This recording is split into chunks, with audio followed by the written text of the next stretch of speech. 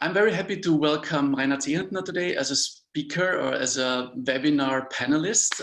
Rainer is the former general manager of the ATP World Tournament in Kitzbühel. I don't know, I think for 5-6 years, right? You've done that. 5 years. He's currently a lecturer at the EMC Krems and at the Hainan University in China. He's very much focusing on personal development. He currently lives in Bali, but yeah, that kind of changed actually this week. So he's going to tell you about it. He just got back to Austria. For today's webinar, he chose a very piratey title, Rebel Against Yourself. So I'm very curious about your webinar, about your input and your insights. Rainer, thank you for being here, and the stage is yours. Ahoy pirates, and welcome to my webinar, Rebel Against Yourself. As Marco said, normally I would have planned to host this webinar from Bali, but we all know due to circumstances and due to Corona, I'm actually back in Austria now. So since 2 days I'm home, still a little bit of a jet lag, but I came from paradise to paradise. This is what I said, and this is how I call it. Why am I here in Austria? I had this strong internal feeling, like my intuition really told me that it's time to, come home and be with my family and my loved ones. And although I didn't really like that in the beginning, because my plan was to stay in Bali, this is where I lived the last 8 months of my life. So I followed my intuition and I came back, and it feels absolutely right. And it's great to be back, although I'm in quarantine, but it's fine. And this is exactly what I want to talk about with you today. How do I follow this intuition, and how do I reconnect with myself? So I want to do a little different start to my webinar than maybe normal. I would love to invite you for a little exercise. And I want you not to really question it too much or judge it too much. I just ask you, although we don't know each other yet, but I really ask you to trust me, and let's go on a little journey together. So if possible, find a comfortable seating position, or you can also lie down. That's also fine. Just make yourself really comfortable, and let's close our eyes together. Let's close the eyes and take a deep breath through your nose and a deep exhale through your nose. So start breathing through your nose and really try to calm down your breath. Let's see how much focus can you give just to your breath. Focus like on the inhale and exhale.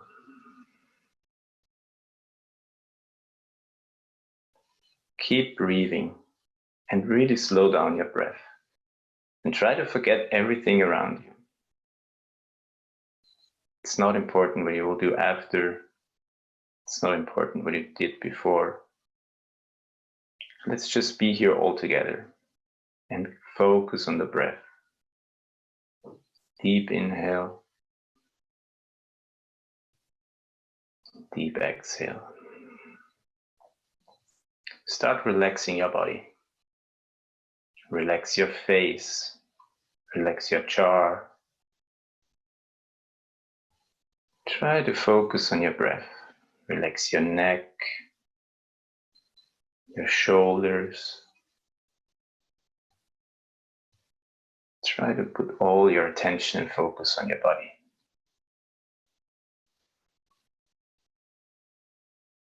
How much focus can you give to your breath? We are all rebels. We're all pirates in the heart, And this is why we came together today. Because we want to learn something new. and we want to learn more about ourselves. This unites us, actually. This brings us together. That makes us a team. We keep slowing down our breath. Let's take together two more breaths. Deep inhale and a deep, long exhale. Relax your body. Really try to be comfortable and relaxed. Deep inhale and deep exhale.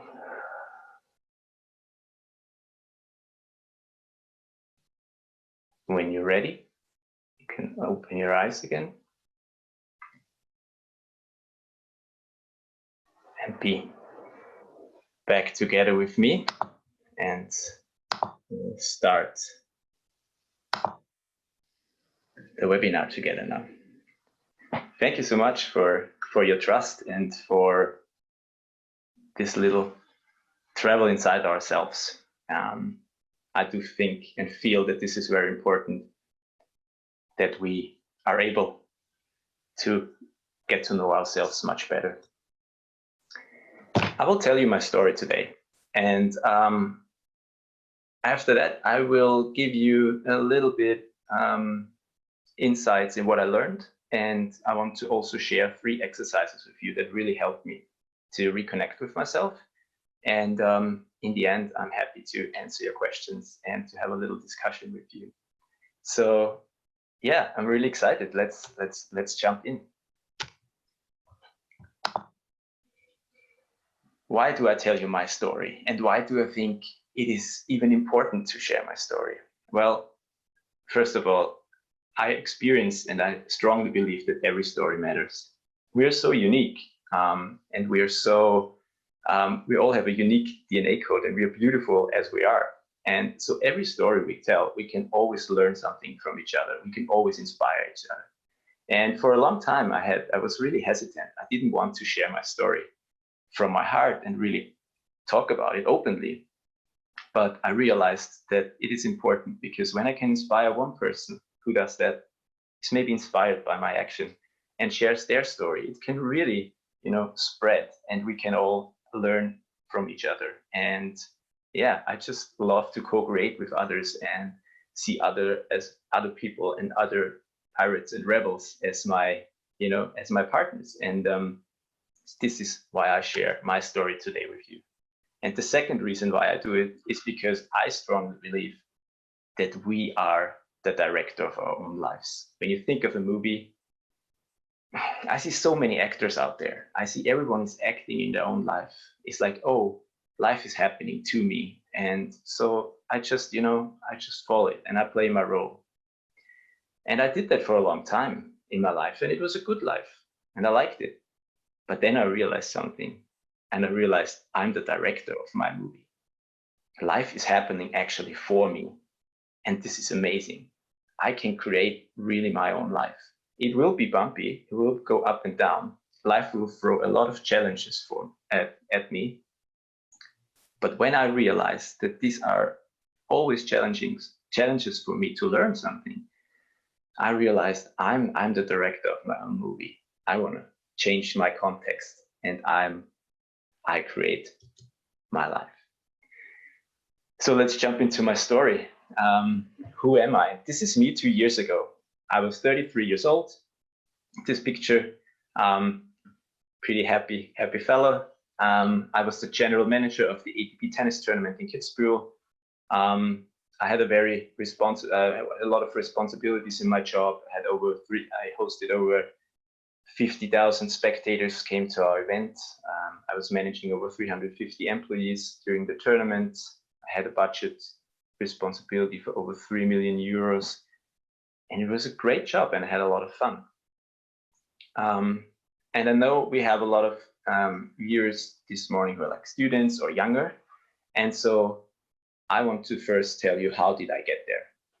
I'm a classic example of a normal, let's say, European or Austrian education. I went through the whole education system. I had 18 years of school and university. and I just tell you how this unfolded. I grew up in a little town in Lower Austria with only 5,000 inhabitants, and I just went normal to school.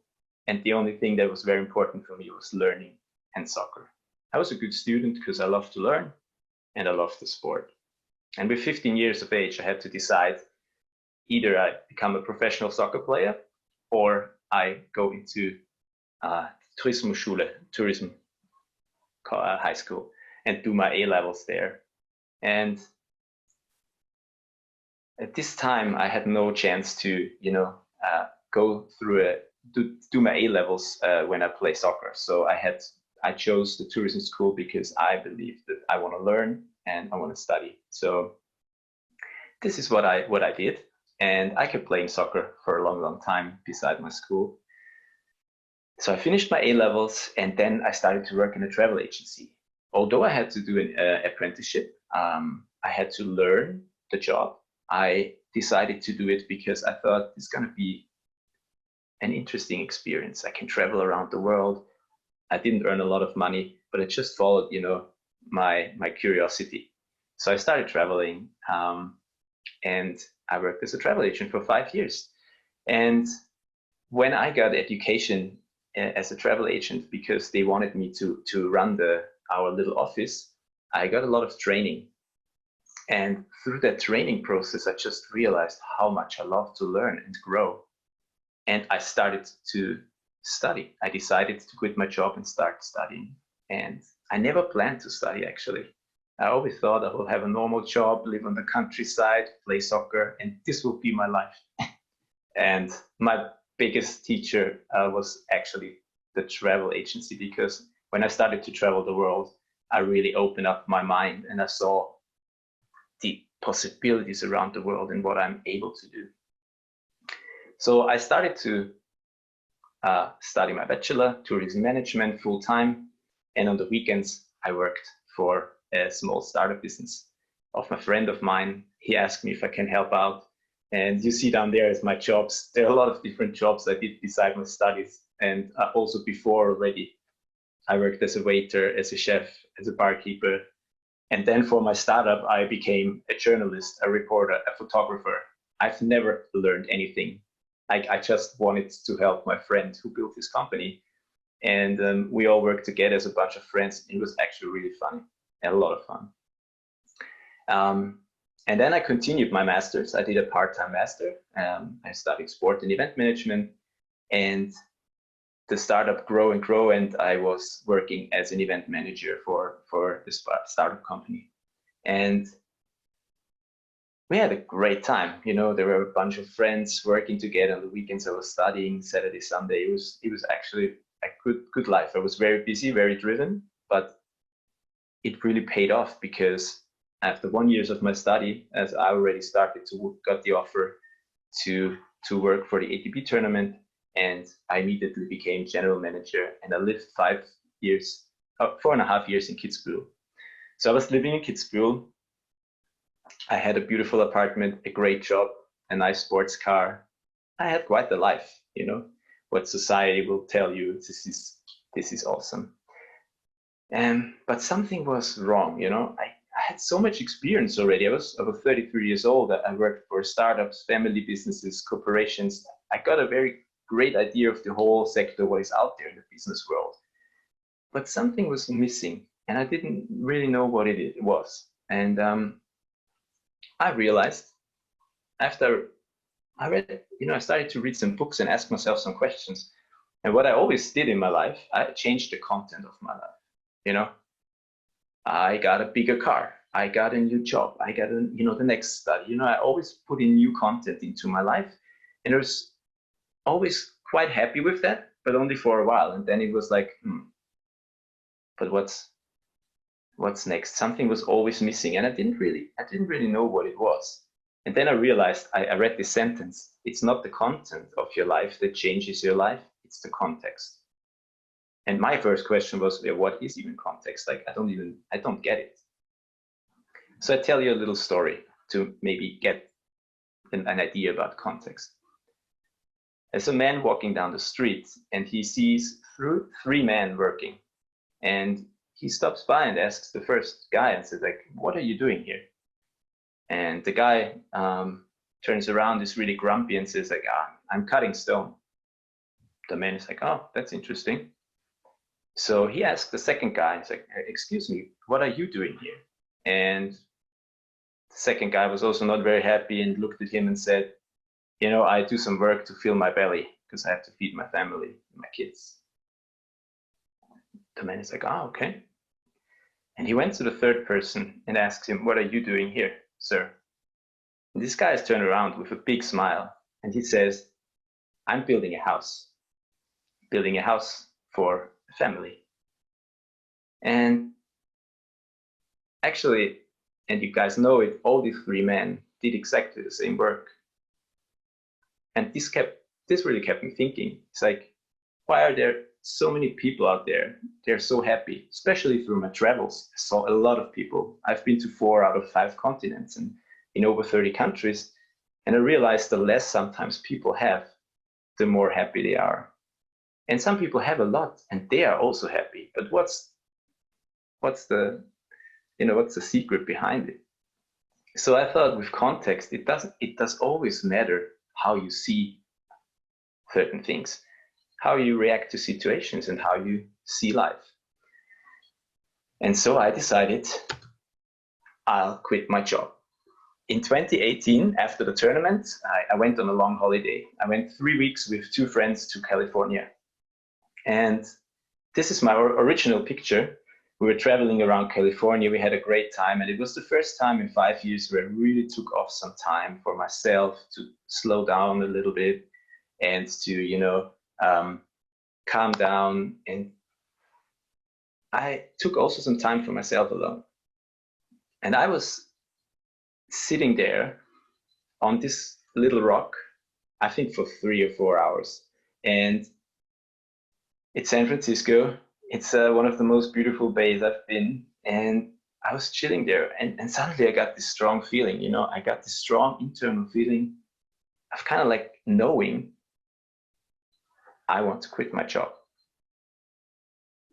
And I was a little bit afraid and scared because immediately my thoughts went crazy. I was like, no, you can't do this. And you have an amazing job and it's good. It's okay. It's fine. Like what's the problem? And I couldn't stop. Like every day I had the same thought. It like, bang, I need to quit my job. This was this internal feeling I had around this area, and I was like, that's interesting. We went on these holidays. We continued in California, and on the last day, I was always sure I would want to quit my job. And on the last day, I wasn't sure anymore. I got cold feet. I got really cold feet, and I was walking through the streets of LA because LA was our last stop, and I was questioning my whole decision. It was the day before I flew home, and I was like, I can't quit my job. It's impossible. And when I walked on the streets, and I'm not joking, this is an original picture, I look up on the street and I saw this advertising, which said, quit your job. I still have no idea where that came from. I still have no idea what company uses a sign like that. But it is a true story. And I was starting to laugh inside myself. It was like, okay, I know what I have to do. And I just did it. I came home and I quit my job. So I went all in. I had really no plan. I had just this feeling and I was like, okay, I trust that. I trust that this is the right thing for me right now. As you can imagine, a lot of people question my decision and were like, are you crazy? What are you doing?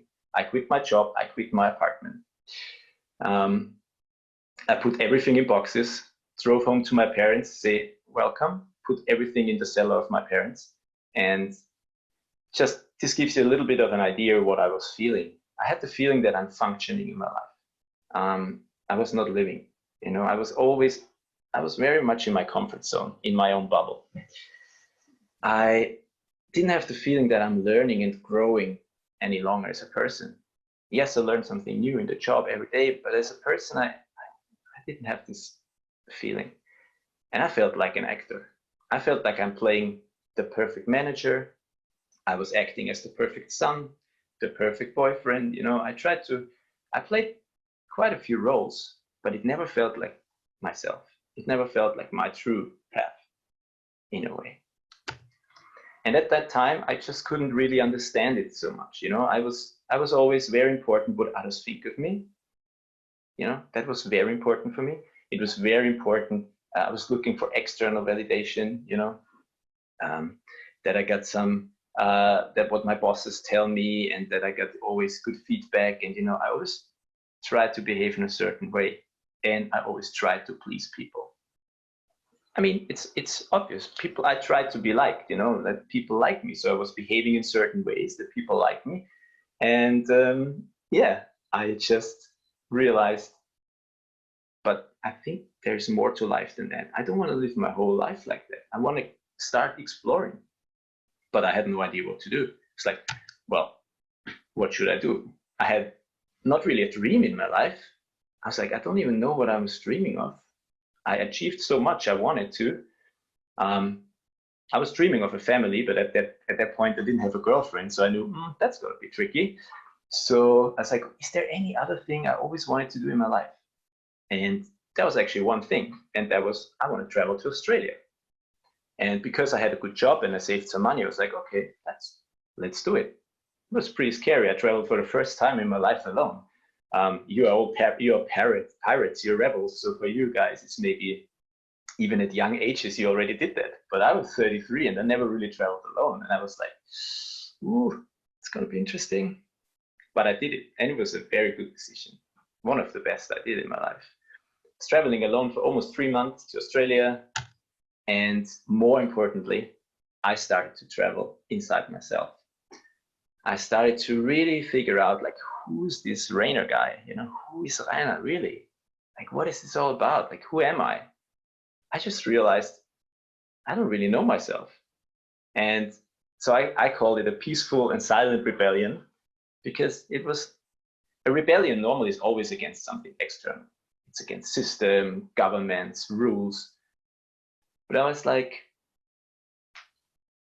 through my education and through, like, as I grew up as a child, I was so formed into that person that I had the feeling that's my rebellion. I want to break out of that. I want to break out of my beliefs and my thoughts and, getting out of my comfort zone and starting to explore new things. And I started to live again. I tell you, like, in Australia, it was beautiful. I started to dive. I thought I can't dive. There's too much pressure and it's not good for my body and I don't think I can do it. I did my open water diver. I love diving. I can't believe I didn't go underwater for 33 years and explore diving. It's beautiful. I learned to surf. I always thought I can't do that. I mean, I still suck a little, to be honest, but I have fun. It's fun. And I went on adventures and I learned to meditate, which was a very important thing at that point for me, because I always thought, like, meditation or spirituality, like, who needs that? Like, this is, sorry my language, but this is bullshit. Like, this is woo-woo, and like, what's even meditation? But I think totally different today, and this is something I learned from myself. If you have a belief about something and you're like, really, that's totally not for me, you want to question that. You want to, like, think about it again. And it's like, why do I have such a resistance against something? Where does that actually come from? That's interesting. Maybe you want to explore that a little bit more. So after these 3 months, I came back from Australia. I was back in Austria and I was sitting there thinking, like, what's next? What should I do? The only thing I knew is that I had a job for a university in Austria where I was studying.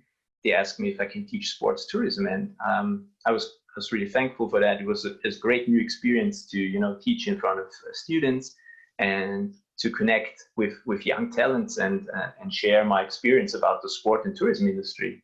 And I was studying still a lot. I was reading a lot of books and videos and educating myself, but I still had this feeling, I'm not done, and I'm not in the right place.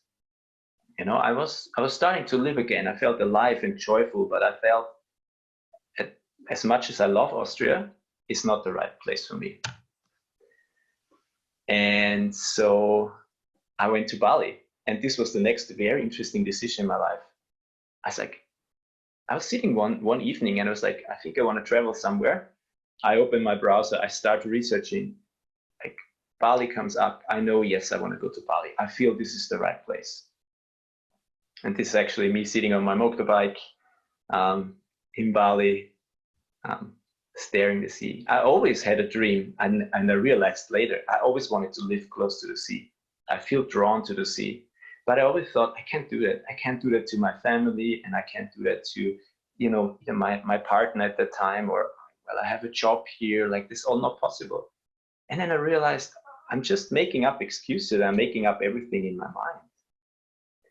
I felt this really strong calling to go to Bali, which was really interesting. And it was more about my instinct, my intuition. And my opinion is that this is stronger than your intellect, that what you think, it's more what you feel. And I try to use that as my compass, as my GPS now. So I drove off to Bali. And this is where I started again to rebel against, especially myself. And Bali really became my teacher. And I experienced a new form of education. One of the reasons why I'm sharing this with you today is that I realized I've been 18 years in education, 18 years.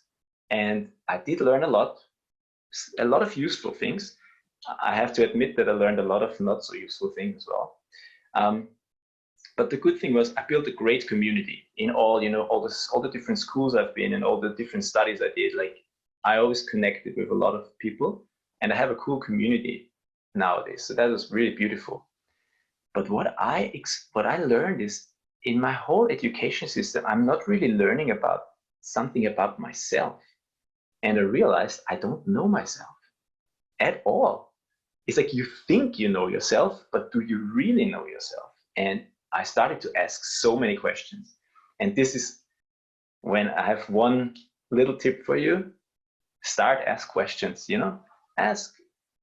reflect on yourself, ask questions, be curious. And even ask, why are you doing certain things? That's really interesting. Why I don't like meditations. Like, why do I say that? Where does that come from? So I realized that in our Western education, we do not learn anything about ourselves.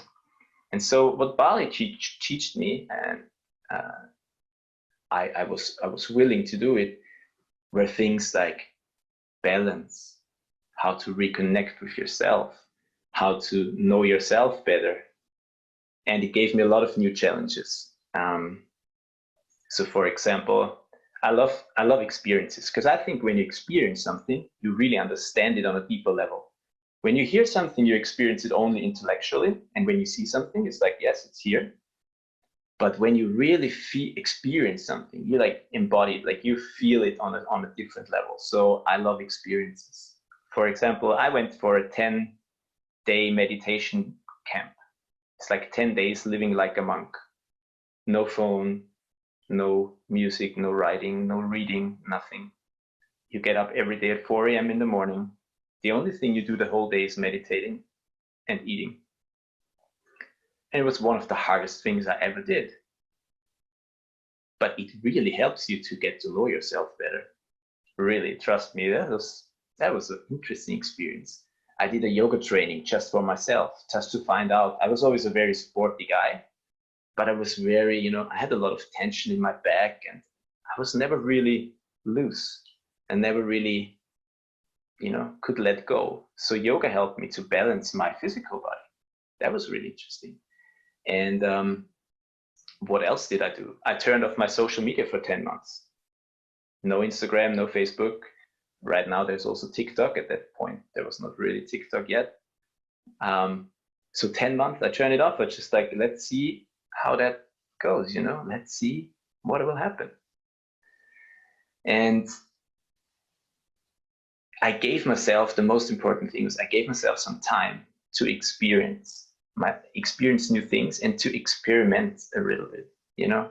I gave myself the opportunity at the time to just be, and being okay with just, you know, I didn't achieve this and this today. Today I was just joyful. I had a great day. I was a bit surfy, I was a bit chilling, but I'm also okay with that. So one question came back and forth the whole time, especially when I started in Australia, travels in the beginning. It's like, why am I always training my body, but I never really train my mind or my brain? And this question really hit me, because I love to exercise, you know, and I love to do a lot of sports, but I was like, what did I do for my brain or my mind? And I realized, well, I did some training, I studied, you know, I studied and learned, but this only, you use a little tiny part of your brain. And so that's why I started to realize, wow, meditation, actually, this could be something really useful. This could be something interesting. And, you know, I approach everything I learn about myself. I changed my context a little bit. I see myself as almost like a world-class athlete. You know, I want to learn, I want to grow, I want to become better. And so I got for you today 3 little exercises that helped me a lot to reconnect with my body. And the first one's not a big surprise. It's about meditation. And since I started 1.5 years ago, it really changed my life. It is an amazing tool, and this is a big rip. Like, you have to be a rebel if you want to meditate, because it's not comfortable, it's not easy, and it's nothing you can show to everyone. It's like, you know, when you go to the gym, you work out and you're like, yeah, you know, I've been to the gym. But when you go somewhere and say, like, you know what, like this morning I meditated half an hour, everyone will be like, weird. So, you know, it's something I believe is not maybe the most popular thing to do, but we are pirates and we are rebels, so we don't always do what everyone thinks is popular or cool. What you learn when you meditate is, like, you really learn to observe yourself, to non-react. You realize that in life everything changes, everything comes in waves. You know, our life always changes. Look at the situation right now. So when you meditate, you sit there, and the more you practice, the better you will be. You observe all your thoughts that are coming in, all your emotions that you're feeling in your body, all the different feelings, different sensations or tensions, pain.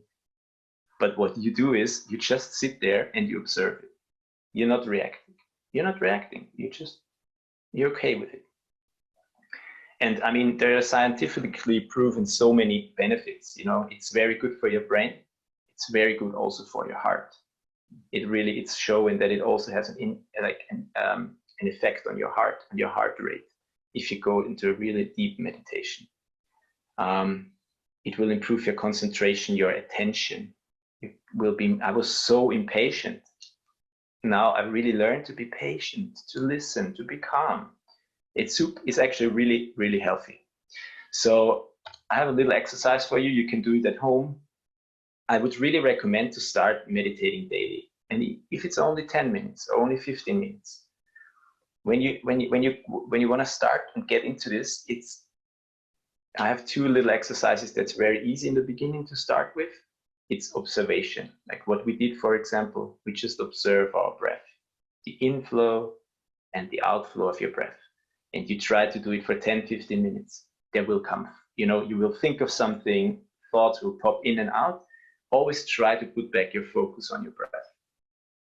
And the second exercise you can do is you focus on all the sounds you hear around you. You know, you can even like open the window a little bit and really try to focus on the little different sounds, everything you can hear. And also you will lose focus, you will lose your attention, but really try to always come back to it, you know, and don't judge it. You will have it's like in the gym, one day you smash it and one day you don't feel so good or you feel tired. And also with meditation, one day you have the feeling, yeah, this is really working for me. Wow, I I was so focused today. I could hold my focus on my breath so long. And then there will be days where you always have to think of something, always thoughts pop in and out, you know, and this is normal. But try not to judge it. Try not to react to it. And if your nose is so itchy, then your nose is itchy. You know, you sit there and you just let it pass. And so it's such a great training to meditate. And for sure, the longer you do it, there are different forms, and there are a lot of forms out there now where you meditate, you know, where you listen to someone.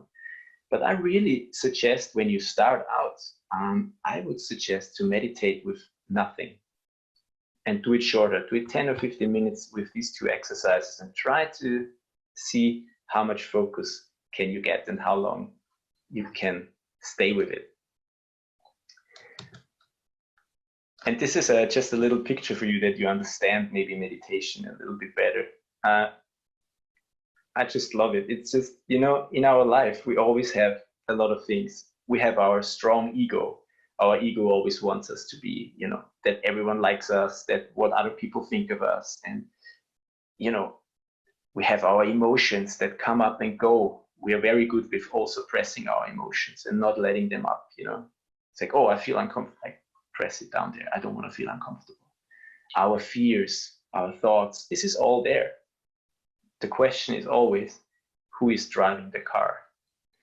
If you, for example, and fear is, for example, a very good one. How often does fear drive the car for us?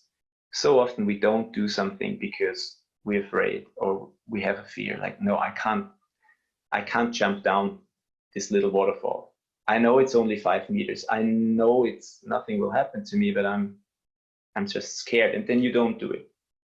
So it's often that with meditation, you learn that you're aware of all your different passengers in your car, but you're still not reacting to it in a way. You're saying, I'm the driver of the car. I'm the director of my life, and I can go wherever I want. And this takes a lot of time and training, and I'm still training a lot. But this picture should just give you a little idea of what's a good metaphor of how we have to deal with our inner conflicts. And what you learn in meditation is you're getting comfortable with the uncomfortable. And this is especially in a situation like now. Do we like this situation with Corona? Not at all. But it's your choice. Can you get comfortable with it, or are you not able to get comfortable with the situation? You choose. Now, last week in Bali, I did a funny thing, and now you maybe will say I'm crazy, but I was sleeping one week. I was sleeping on the floor next to my bed. Just a little experiment. I was like, can I get comfortable with that situation?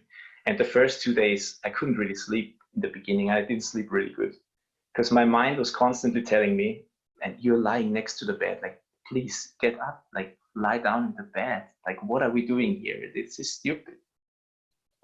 But it's just a very good training. Sometimes I love to challenge myself a little bit because you see how easily you can get comfortable with an uncomfortable situation, or take a very cold shower. That's horrible as well. But you are in charge. That's what you learn, not reacting to your fears, emotions, or uncomfortable feelings. So the second one, I have to be conscious of my time. The second one is breath work. And a lot of people will say, no, breath work, what's that about? But think of it. What's the first thing you do when you're bored? And what's the last thing you will do before you die? Is you take a breath. The breath is actually our fuel. It's the fuel for life. And we as a human species, we are really bad with breathing. When you're in a situation where you're nervous, when you're in a situation where you're uncomfortable or angry, you hold your breath, you breathe you have a very short breath. This is actually very unhealthy because, you know, breathing delivers a lot of oxygen in our whole system, and all our organs need a lot of oxygen. So it's very healthy to take deep and slow breaths. And there's so much benefits, especially in a situation like now, it boosts your immune system really, really good. You feel so much better in your body, you're more creative, it can relieve some tensions. So I would really, really suggest trying that out. We can't survive without breathing. You can survive without water for 1-2 days, with food for even way more days, but without breath, there's no chance you can survive. So as a little exercise, if you want to try it out, I would always do it on empty stomach. It's pretty cool in the morning, actually, when you woke up. Also, it only takes 10 minutes. And I don't, like, there are different forms. And what I like, I don't know if you know the guy, I put it here, it's Wim Hof. You can find him on YouTube or on an app.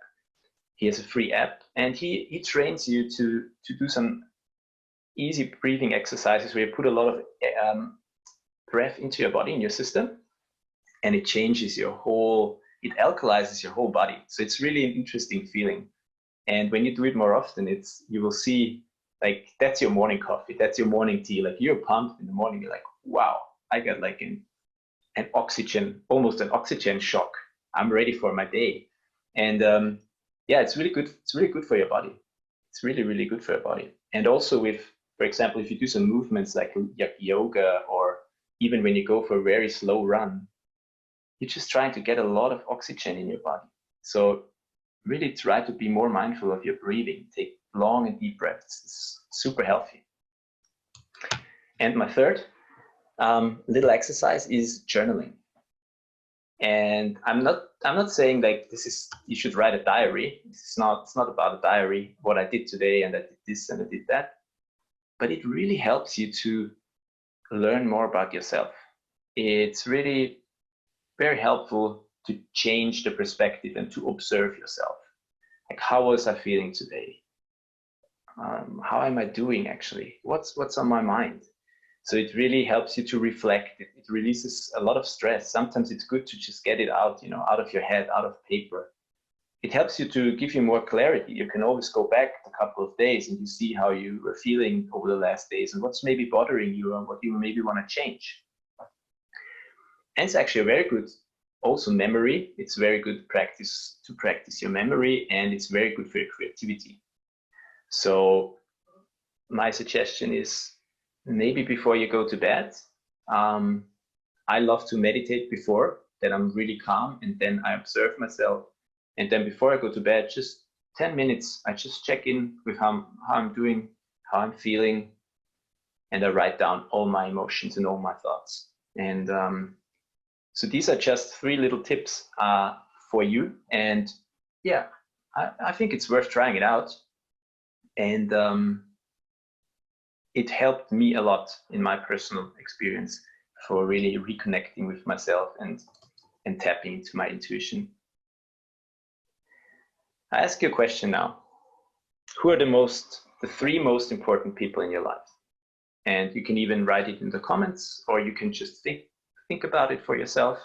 But just think about it. Who are the 3 most important people in your life? I give you a little bit more time. So I'm pretty sure everyone now has 3. The 3 most important people in their life. It's a big question. Some of my friends asked me that question a couple of weeks ago. And I'm curious now if anyone, and please also maybe write it in the comments or in the Q&A for Marco later, is there anyone who wrote themselves, the most important person in my life is me? I'm really curious if someone wrote that, and I'll check later in the chats. When I answered that question, I didn't have that, to be really honest. But it just opened my eyes again, and it was like, yes, actually, it's really something we want to think about, because this is the famous quote of Mahatma Gandhi, says, if you want to change the world, start with yourself. And you guys are all young rock stars, young pirates who want to, have a big impact and will have a big impact in the world. And so much change is going on right now. But what we have to acknowledge first is we have to start with ourselves. And this is not egoistic, you know, like I always thought it's egoistic to put yourself first, because I love to serve. You know, I come from the tourism industry, the sport. I love to connect with people and serve people. But I realized if I'm not loving myself and I'm not putting myself first, like I can't love someone else. You really have to love and trust yourself. This is what I learned. And then you can open up, and then you can also share from your heart with others. You can love other people fully. And it's a beautiful way of living. But first you have to rebel against all your thoughts and believe in yourself, and you know, start getting to know yourself better. I'm a big believer, and you will see this, I'm pretty sure, over the next years, that it's already starting, that the future of leadership and the future leaders out there on this planet, they will lead with the heart and intuition. They will lead here, down here. They're not leading from their mind, from the intellect. If we can start, you know, live from our intuition, from our heart, and open up ourselves, we can create a new community, a new global. We can co-create together. You know, we can create the world we maybe all dream of together, without, you know, wars and all these horrible things that are happening, and this imbalance in the world.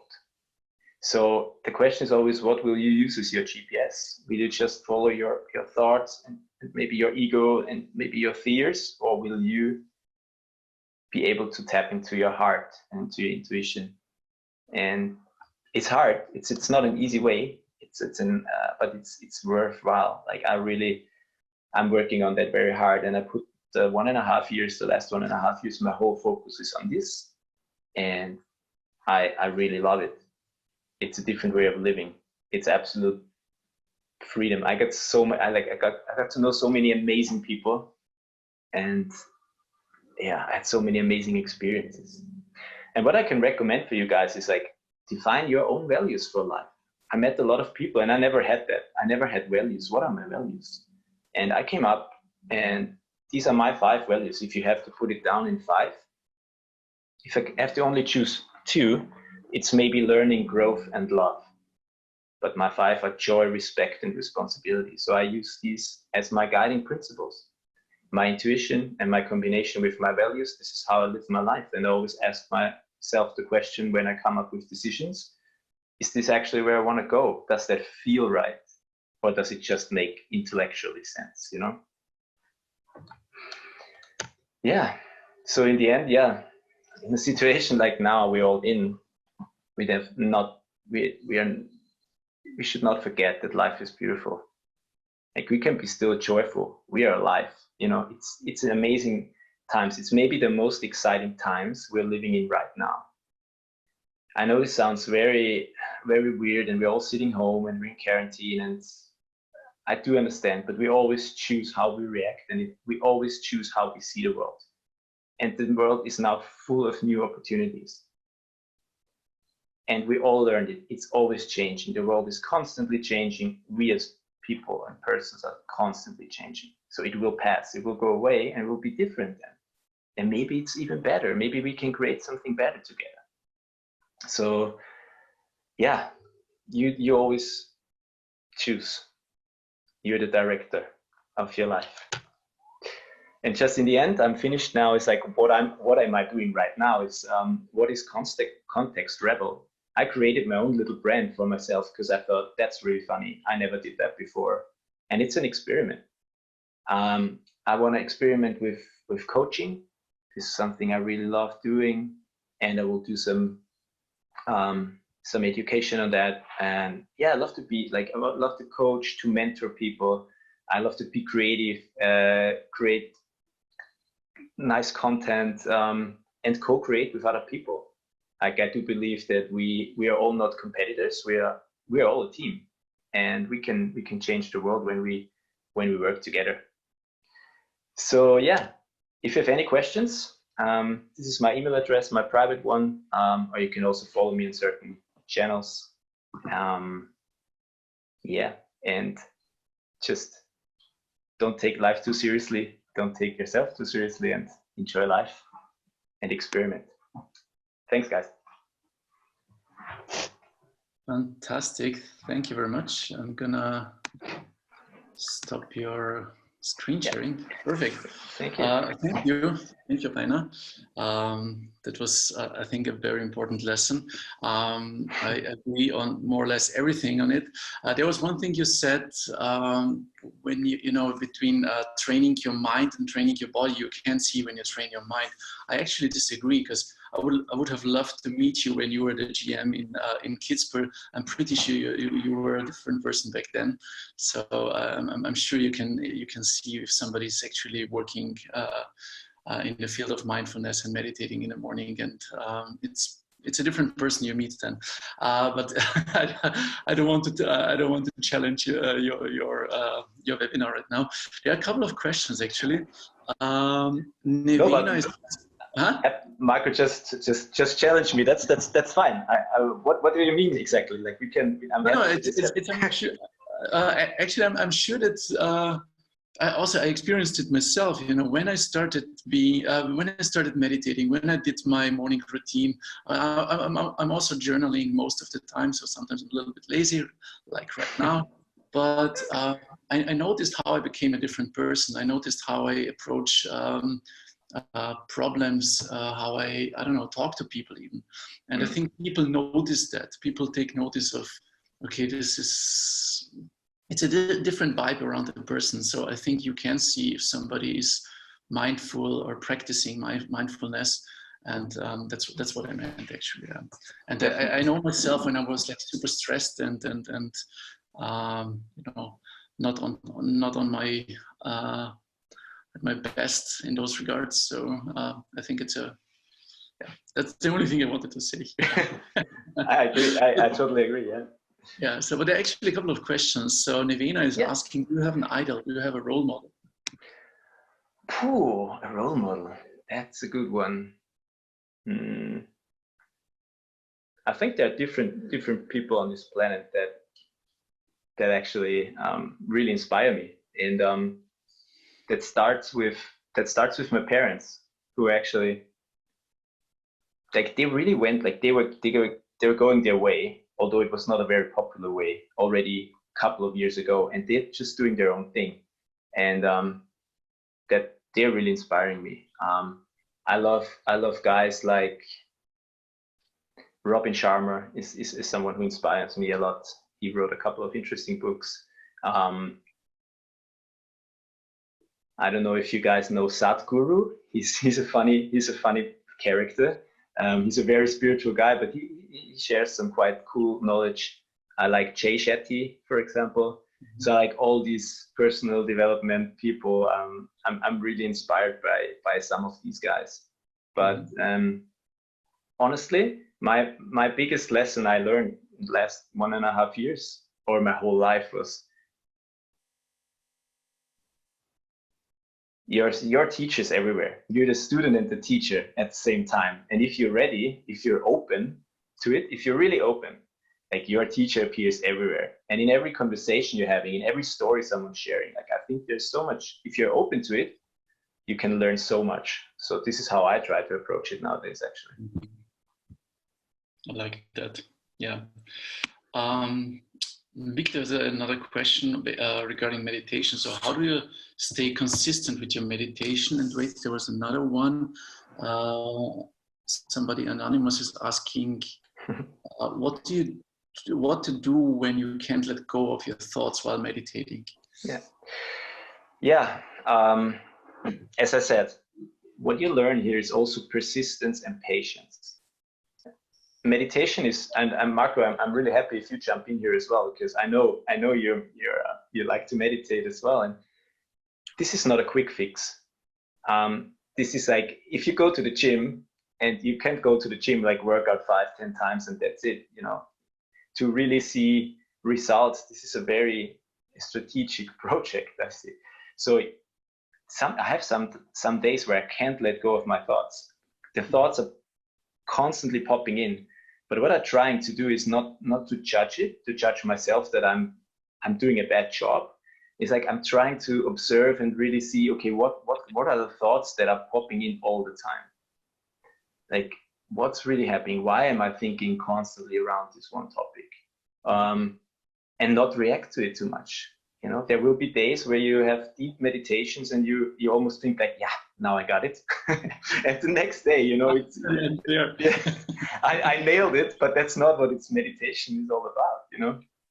I learned that in this 10 days meditation camp where we meditated 10 hours a day. It's horrible. You get up at 4 a.m. in the morning. You're like, at day 7, I was like, I can't do this any longer. And on day 9, you're like, I'm a monk. Now it works, you know. It always changes. This is the lesson, I think. The most important thing is be persistent. Like really try to make it a regular routine. Like I meditate every day, and especially now during the crisis, I meditate 2 or 3 times a day actually. And I'm really I'm really disciplined now because I think it's important. Yeah, I mean, I think you have to make the decision. You have to, if you want to do it in the morning, you have to set the alarm. When the alarm goes off, you get up, and you do it, because you know hitting the snooze button is not an option. So you need to kind of put yourself into that mindset, and then you're gonna do it. But it's not easy. It's not becoming something that just happens. But you have to be persistent, as you say. And since you also asked, you know, about the thoughts that are constantly popping in, I totally agree. You simply need to observe, don't judge. Just, okay, hi thoughts, great to have you here. Just fuck off. I'm sorry. Yeah. and then you keep doing, keep going back to the breath, and yeah. Sometimes it's better, sometimes it's worse, but I totally agree on that. Yeah. It's a training for life, I think, right? Yeah. Life, exactly. there are better days and worse days, and this is also the same with your meditation. The great thing is then the effects that you see in your daily life when you're then in stressful situations. Then you can step out and you can use those techniques in order to, you know, be more comfortable in those tough situations. Julia is asking, any meditation or yoga apps that you can recommend? I personally I heard about, and a lot of my friends are using actually the meditation app Calm. It's like staying calm. I never actually used it. As I said, I have my own kind of technique I learned, and I love to keep it pure. But this can also change, you know. This is what I do now, but I'm also open to experience guided meditations, and sometimes I'll do that. Dr. Joe Dispenza has quite cool guided meditations, but Calm is a good app for meditation. With yoga nowadays, I do think there are, especially during these days, there's so many really good yoga teachers that share their content for free. So maybe you just follow them on the YouTube or Instagram. It's like I see a lot of people doing lives. There is one really good, but it's a paid site for yoga. But I don't remember. You can share it later. So can I share it later? Yeah. I have to think about it and look it up, and then I'm happy to share it with you. We're happy to share it then with the email. Yeah. There's also Nevena. Nevena is always the one with the most questions. Great. Great Cool. to see you. Thank you for that. So good. Ask questions. There's so one question that actually, I think she asked it quite often so far. What's your favorite book? Or do you have a favorite book? It's my favorite book. Tough one. There are so many. What I do love is I like Don Miguel Ruiz. I don't know if you ever heard of him. He wrote the books are also in German available. The English books are The 4 Agreements and The Mastery of Love. And I found it quite interesting. These are good books to start off with around the topic I was talking about. And there are a lot of other spiritual books, I would say, that I like. But also like Robin Sharma, The Monk Who Sold His Ferrari is a nice book. So met him? No, unfortunately not. I'm a follower. But yeah. Okay, cool. Yeah, but I'm happy to share some books also later if you want. Yeah, of course. Yeah, as I said, we can easily share that then with because there are also some business related books, you know, like Tim Ferriss 4-Hour Work Week, and all. You know, there are cool Simon Sinek Start with Why, and so like they're cool business books, and there are more personal development books. I'm always juggling a little bit between these two fields because this is where my biggest interest is at the moment. Okay. Johanna is asking, what do you think about minimalism? I love it. I read the book, by the way. There are two guys who wrote the book Minimalism, and there's also, I think, a documentary on Netflix. Can really recommend that. Honestly, it also changed my life in a way, because when I'm living out of 2 backpacks since now 1.5 years almost. It's ridiculous how much stuff I had still in the boxes. I don't need. It's ridiculous how much clothes I have. And I mean, the beautiful thing is when you're in Bali, you don't need a lot of clothes because it's super warm every year, the whole same climate. But it helps you to realize what's really important in your life. I think when you have less things in your life, you realize that's not the important things that you need. You always think you need that leather jacket or to feel good, but actually to feel good about yourself, you need basically nothing, or very, very little. So I'm a big fan of minimalism, actually. Yeah. Cool. Maybe one last question, and I think you somehow answered it anyway already. What are you doing for living in the moment at the moment? Yeah, this is a great question, actually. There's a cool book from Eckhart Tolle. It's like The Power of Now. And we're so caught up sometimes, you know, especially nowadays. We're always in our thoughts and we're just thinking about everything and we just totally forget the moment. And meditation in the morning helps me really to start my day. And also breath work is really cool.